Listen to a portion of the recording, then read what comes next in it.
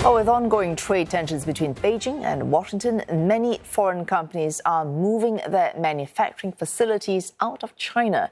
And Malaysia is benefiting from the exodus as these companies set up production hubs in other countries under a business strategy to diversify and thus cut risk, known as China Plus One.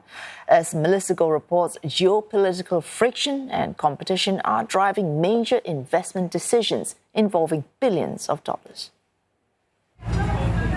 Malaysia is said to be in a sweet spot. It has a 50-year head start in semiconductor manufacturing since US chip giant Intel set up its plant in the northern state of Penang.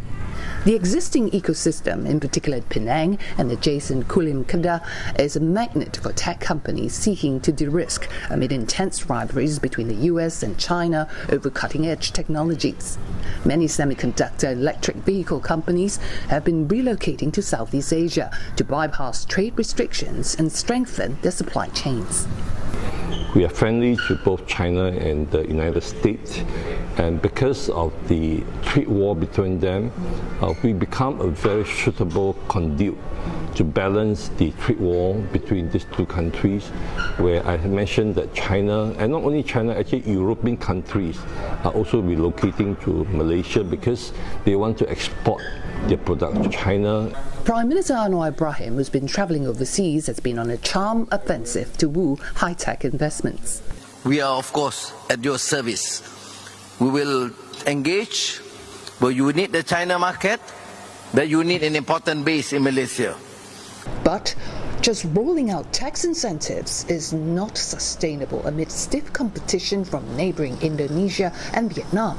This as Malaysia aspires to move up the value chain. Are we providing the right kind of human resource? Are we providing the right kind of skilled labour to these companies so that they can be part of the higher value-added manufacturing or services ecosystem? And I think this is a challenge that many companies face.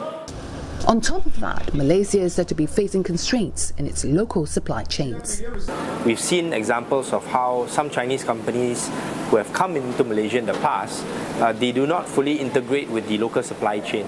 And what this means is that the local SMEs in Malaysia and other companies, they are not able to benefit from the FDI coming into Malaysia.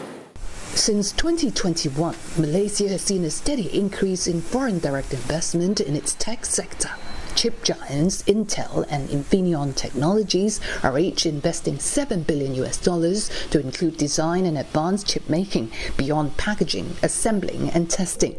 Austrian tech giant AT&S is producing high-end circuit boards, while Nvidia is teaming up with local conglomerate YTL to develop a multi-billion-dollar artificial intelligence cloud and supercomputer infrastructure in Malaysia. Ensuring local participation to create national champions is a key pillar of Malaysia's government strategy going forward.